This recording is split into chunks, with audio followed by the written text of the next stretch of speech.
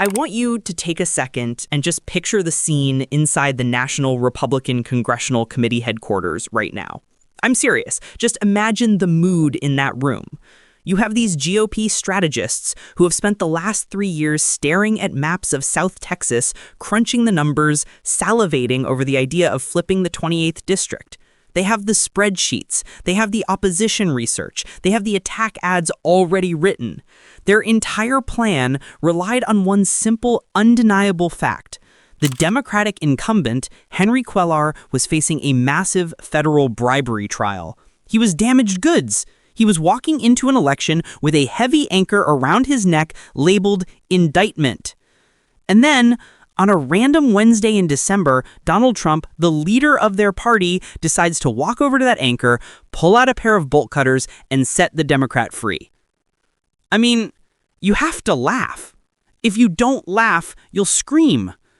Because this isn't just a head-scratcher. This isn't just unconventional politics. This is the political equivalent of shooting your own goalie in the middle of the World Cup because he complimented your haircut. Let's be extremely clear about what just happened here, because the headlines are trying to normalize this as just another pardon. It is not. Donald Trump has issued a full and unconditional pardon to Henry Cuellar, a sitting Democratic congressman who was accused of taking nearly $600,000 in bribes from foreign entities. We're talking about alleged money from Azerbaijan. We're talking about an alleged scheme involving a Mexican bank. This wasn't a parking ticket. This was the Department of Justice accusing a member of Congress of selling his office to the highest foreign bidder. For Republicans, this case was a gift from the political gods. It was the perfect narrative. Look at the corruption in the Democratic Party. Look at the swamp. They were ready to hammer this home every single day until the midterms. And Trump just took that hammer and threw it into the ocean. Why? That is the only question that matters right now. Why on earth would he do this? Did he do it because he suddenly cares deeply about due process? Did he do it because he reviewed the evidence with a team of legal scholars and found a discrepancy? Give me a break. We know exactly why he did it. He admitted it in his own post on Truth Social. He didn't cite legal precedent. He didn't cite a miscarriage of justice. He said Cuellar was taken out because he bravely spoke out against open borders. Do you see what's happening here? This is the part that should terrify and frankly humiliate every single Republican in Congress. Trump is telling you right to your face that he does not care about your majority. He does not care about your tough on crime messaging. He does not care about draining the swamp. He cares about one thing: fealty. Cuellar said nice things about the border wall? Great. Here's a pardon. You took $600,000 from foreign entities? Who cares? You like the wall. It is transactional nihilism. Trump just looked at the Republican leadership who are desperate to hold on to their slim majority, and he essentially said, I don't care if we lose this seat as long as the guy sitting in it kisses the ring. He has prioritized his own ego over his party's political survival. And the clean slate that Cuellar is celebrating today, that is dirt on the face of every Republican who spent years pretending they cared about corruption. So, if you're a Republican voter watching this, I have a genuine question for you. Do you feel like a chump yet? Because you should. Your leader just bailed out the opposition because he liked the cut of his jib. The swamp isn't being drained, folks. It's being restocked, and Donald Trump is the one feeding the alligators. But before we move on, we need to stop treating this like just another headline. We need to actually look at the paperwork. We need to look at the receipts. Because if you just listen to Donald Trump's spin machine, you might walk away thinking Henry Cuellar was some innocent political prisoner, a martyr who was thrown in the gulag because he dared to whisper the words border security. That is a lie. And it's not just a small lie, it is a lie that is completely incompatible with reality. Let's pull up the indictment. This wasn't a case of political persecution. This wasn't a case of mean tweets. This was the Department of Justice in a 54-page indictment laying out in excruciating detail a scheme that reads less like a congressional dispute and more like a subplot from Ozark. We aren't talking about unpaid parking tickets here. The DOJ alleged that Cuellar and his wife, Imelda, accepted $598,000 in bribes. Let's say that number again, $598,000. Where did this money come from? It didn't come from grassroots donors in Laredo. It didn't come from a lemonade stand. According to federal prosecutors, it came from an oil and gas company owned by the government of Azerbaijan and a bank headquartered in Mexico. This is the forensic evidence that Trump just decided to light on fire. The indictment alleges that the Cuellars set up sham consulting contracts. They used shell companies. The money was allegedly laundered through middlemen to hide its true source. And what was this money for? It wasn't charity. The DOJ claims that in exchange for this cash, Cuellar agreed to influence U.S. foreign policy in favor of Azerbaijan. He agreed to pressure executive branch officials to help the Mexican bank. We are talking about a sitting member of Congress allegedly acting as a foreign agent for a corrupt oligarchy and a foreign financial institution, trading his vote and his influence for cold, hard cash. Now, look at me. If a Democrat had pardoned a Republican accused of taking $600,000 from a foreign oil company, what would happen? Fox News wouldn't just be covering it, they would be broadcasting live from the steps of the Supreme Court with torches and pitchforks. James Comer would be holding a hearing right now. Jim Jordan would have subpoenaed the ghost of the Founding Fathers to testify about treason. They would be screaming corruption and foreign influence and the Biden crime family until their lungs gave out. But because it's Donald Trump pardoning a Democrat who says nice things about him, silence. Crickets. And here is where the gaslighting gets truly offensive. Look at Trump's justification. Look at what he actually wrote on Truth Social. He didn't say, I reviewed the bank records and found exculpatory evidence. No. He wrote that Cuellar was targeted because he bravely spoke out against open borders. This is the most intellectually insulting argument I have ever heard, and I have listened to Marjorie Taylor Greene speak for 5 years. Let's break down the Biden weaponization myth right now, because this Cuellar case is actually the smoking gun that proves the exact opposite of what Trump is saying. Think about the logic here. Trump claims that Crooked Joe weaponized the DOJ to take out his political opponents. That is the core of the MAGA victimhood narrative. The deep state targets patriots to keep them out of power. Okay, let's apply that logic to Henry Cuellar. Cuellar is a Democrat. He represents a swing district. His seat is vital for the Democrats to have any hope of retaking the House majority. If Joe Biden and the deep state were truly weaponizing the Justice Department to help Democrats and hurt Republicans, why on earth would they indict their own guy? Why would the Biden DOJ drop a nuclear bomb on a Democratic incumbent in a must-win district? If the DOJ was rigged to help Democrats, Henry Cuellar would be a last person they would touch. They would have buried this investigation. They would have shredded the documents. They would have looked the other way so they could hold the seat. But they didn't. They indicted him. Why? Because, and I know this is a foreign concept to the modern GOP, the Department of Justice was doing its job. They found evidence of a crime and they prosecuted it, regardless of the political fallout for the president's own party. The indictment of Henry Cuellar is the single greatest piece of evidence that the DOJ under Biden was not weaponized. It proves that Merrick Garland was operating independently. It proves that facts mattered more than political convenience. And Trump just undid all of it. By pardoning Cuellar, Trump isn't correcting a miscarriage of justice. He is retroactively imposing the very corruption he claims to fight. He is saying, it doesn't matter if you took the money. It doesn't matter if you sold out your country to Azerbaijan. If you are useful to me, the laws do not apply to you. Let's go deeper into the timeline because the clean slate narrative falls apart the second you look at the calendar. The alleged bribery scheme ran from 2014 to 2021. This wasn't a one-time lapse in judgment. This was, according to prosecutors, a 7-year operation. 7 years of shell companies, 7 years of fake contracts, 7 years of selling access. And Trump's pardon? It is unconditional. That means we will never get to see the evidence in court. We will never hear the testimony. We will never know the full extent of what that $600,000 bought. The trial was set for April 2026. It was going to be the trial of the year in Texas, and now it's gone.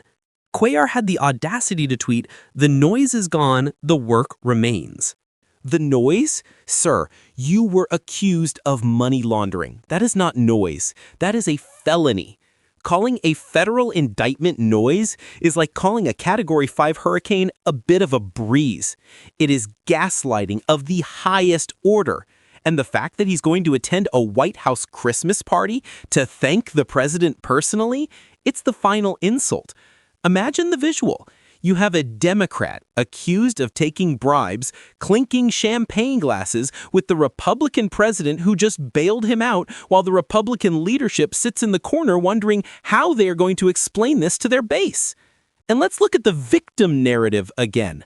Trump says Cuellar was treated badly. Treated badly? He was a sitting congressman. He had the best lawyers money could buy. He was afforded every due process right in the book. He wasn't thrown in a dungeon. He was out on bail, campaigning for re-election. If that is being treated badly, then I don't know what to tell the thousands of people sitting in jail for nonviolent drug offenses who didn't get a tweet from the president, let alone a pardon. This is the forensic reality of the situation. The crime? $600K alleged bribery from foreign powers. The evidence? A 54-page DOJ indictment detailing shell companies and money laundering. The myth? That Biden targeted him. Debunked by the fact that the indictment hurt Biden's party. The action? A pardon based solely on political utility and flattery. There is no other way to read this. You cannot spin this into a justice issue. You cannot spin this into a fairness issue. This is raw, naked corruption. It is the use of the pardon power not to correct an error in the system, but to bypass the system entirely. And do you want to know the most terrifying part of this forensic phase? It's the silence from the so-called constitutional conservatives. Where is Ted Cruz? He represents Texas. He's a strict constructionist. Does he believe the president should unilaterally wipe away bribery charges for political allies? Where is Governor Greg Abbott? He talks about the rule of law on the border every single day. Does the rule of law apply to politicians taking money from Mexican banks? Where is the outrage? There isn't any. Because in the Trump GOP, corruption is defined not by what you did, but whose team you are on. If you are on the wrong team, a library fine is a high crime. If you are on the right team, or if you can be useful to the leader, then $600,000 in foreign bribes is just noise. This isn't just about Henry Cuellar. It's about the precedent. It's about the message it sends to every other politician in Washington. It says, go ahead, take the money, cut the deal, sell the vote. As long as you kiss the ring of the man in the Oval Office, you are untouchable. We are looking at the death of accountability. We are looking at the legalization of bribery as long as the bribe taker has the right friends. And if you think this is an isolated incident, if you think this is just Trump being Trump, you haven't been paying attention. This fits a pattern, a distinct, calculated, and terrifying pattern that we have seen building for years. And that is exactly what we need to talk about next. But if you think this ends with Henry Cuellar, you are missing the forest for the trees. Because this isn't an isolated incident. This isn't a glitch in the matrix. This is the operating system. We need to zoom out. We need to look at the timeline. Because when you connect the dots on how Donald Trump uses the pardon power, a picture emerges that is so distinct, so calculated, and so terrifying that it should send a chill down the spine of anyone who believes in the concept of equal justice under the law. The Henry Cuellar pardon is not an anomaly. It is the latest chapter in a very specific playbook. The transactional justice doctrine. Under this doctrine, guilt and innocence are irrelevant. The only thing that matters, the only metric that determines whether you rot in a cell or walk free, is your utility to Donald Trump. Let's go back to February 2020. Do you remember who else Donald Trump saved? Rod Blagojevich. For those who have forgotten, Blagojevich was the Democratic governor of Illinois. A Democrat. He was caught on tape, trying to sell Barack Obama's vacant Senate seat to the highest bidder. He called the seat fucking golden and said he wasn't going to give it up for nothing. He was the poster child for political corruption. He was exactly the kind of swamp creature Trump claimed he was sent to Washington to destroy. So why did he commute his sentence? Why did he save a corrupt Democrat? Because Rod Blagojevich went on Fox News, because Blagojevich's wife went on Tucker Carlson, and because Blagojevich started using Trump's own talking points. He claimed he was being persecuted by the same deep state prosecutors who were investigating Trump. He looked into the camera and said, "I'm a Trumpocrat." And boom, the gates opened. The corruption didn't matter. The attempt to sell a Senate seat didn't matter. Blagojevich validated Trump's victimhood narrative. So Blagojevich got to walk free. Do you see the parallel? It is identical to Henry Cuellar. Cuellar is accused of taking bribes, but because he validates Trump's border narrative, because he validates the idea that the Biden DOJ is corrupt, he gets a golden ticket. It is a transaction. You give me political cover, I give you freedom. And it gets worse. Let's talk about the specific excuse Trump used for Cuellar. He said Cuellar was a, quote, respected person who didn't like open borders. He framed this as a pardon for a man who cares about border security. Oh, really? If Donald Trump cares so much about the integrity of the border, why did he pardon Steve Bannon? Let's look at the receipts. Steve Bannon wasn't charged with a process crime. He was charged with defrauding Trump's own supporters in a scheme called We Build the Wall. Prosecutors allege that Bannon and his cronies raised $25 million from MAGA voters, promising that 100% of the money would go to building the wall. Instead, they allegedly siphoned off hundreds of thousands of dollars for personal expenses. Steve Bannon was accused of stealing money that was supposed to secure the border. If Trump's principle was border security, he should have been the first person calling for Bannon's head. He should have been furious that his supporters were scammed in his name. But he didn't care. He pardoned Bannon before the trial could even start. Why? Because Steve Bannon is loyal. Because Steve Bannon hosts a podcast that preaches the gospel of MAGA to millions of people every day. So do not insult our intelligence by telling us this Cuellar pardon is about border security. You pardon the guy who allegedly ripped off the border wall project. This isn't about policy. It never was. And then we have the Roger Stone case. This is the darkest part of the pattern. Roger Stone was convicted of lying to Congress and witness tampering. And who was he protecting? Donald Trump. Prosecutors argued that Stone lied to cover up the Trump campaign's contacts with WikiLeaks. Trump commuted his sentence and then pardoned him. The message there was even more explicit. It was a signal to every other henchman in the orbit. Omerta.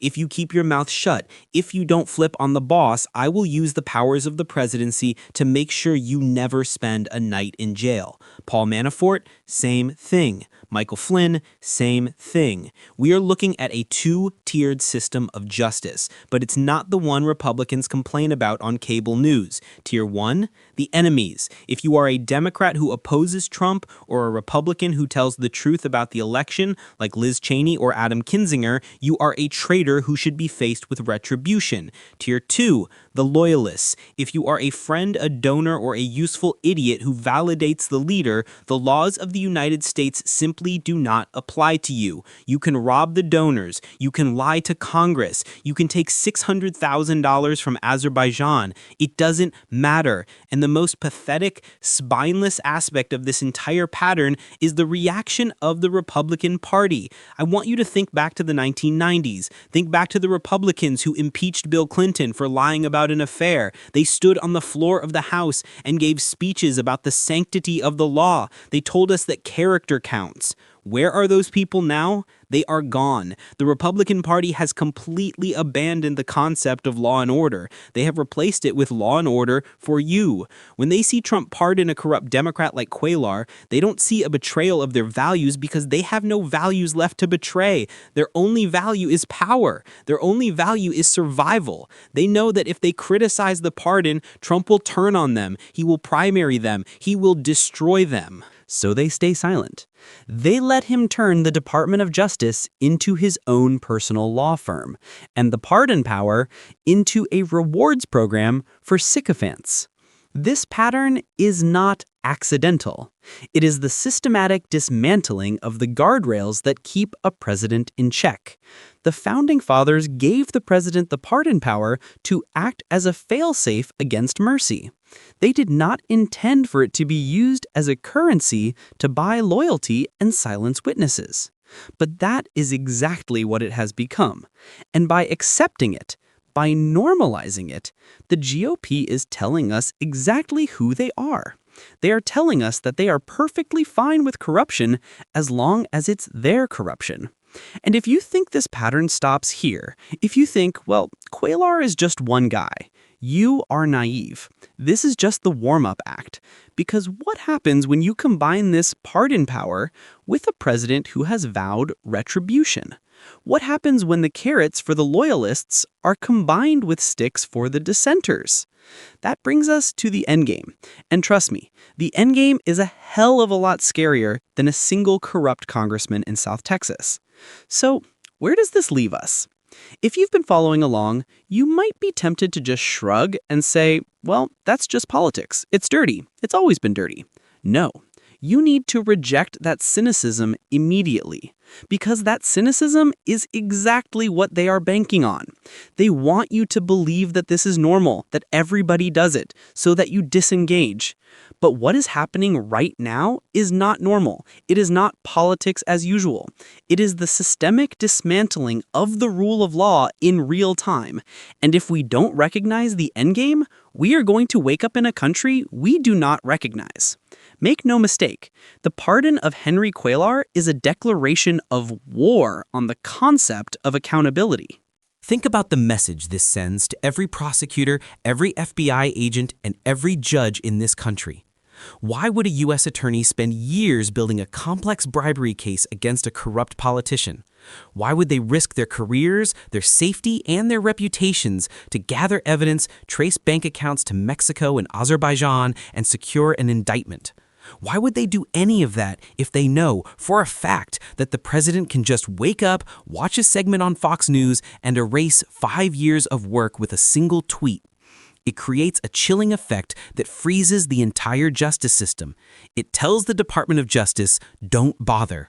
It tells them that unless they are prosecuting the president's enemies, their work is futile. And that is the terrifying reality of the future we are staring down. We are moving toward a system where the law is no longer a fixed standard that applies to everyone, but a flexible tool that bends to the will of the ruler. If you are a corporate CEO thinking about polluting a river to save money, just make a donation to the right super PAC. If you're a politician thinking about taking a bribe, just make sure you vote the right way on the border wall. If you are a foreign agent wanting to influence U.S. policy, just make sure you flatter the man in the Oval Office. This is not a democracy. This is a mafia state. It is a system where protection is bought and sold, and justice is just another commodity on the market. And let's look at the immediate political stakes. By saving Henry Cuellar, Trump has proven that he is willing to sacrifice the Republican Party's actual power, their House majority, to feed his own ego. He would rather have a compromised Democrat in office who owes him a favor than a principled Republican who might actually stand up to him. This is the definition of authoritarianism. An authoritarian doesn't want a strong party. He wants a weak party that is dependent on him. He doesn't want allies. He wants hostages. And by accepting this pardon, Henry Cuellar has become the ultimate hostage. He might call it a clean slate, but he is now owned by Donald Trump. So, what happens next? If this goes unchecked, the pardon power becomes the ultimate weapon. We aren't just talking about saving friends anymore. We are talking about the potential to pardon people in advance for crimes they commit on behalf of the president. Imagine a world where the president says, "Do whatever it takes to win this election, and I will pardon you if you get caught." Imagine a world where the president says, "Suppress those protests, use force, and don't worry about the legal consequences. I've got your back." That is not hyperbole. That is the logical conclusion of the path we are on. When you sever the connection between crime and punishment for the political elite, you remove the only thing stopping them from doing whatever they want. We are standing on a precipice. The guardrails are bending, the norms are shattering, and the Republican Party, the party that once claimed to stand for law and order, is cheering as the car goes off the cliff.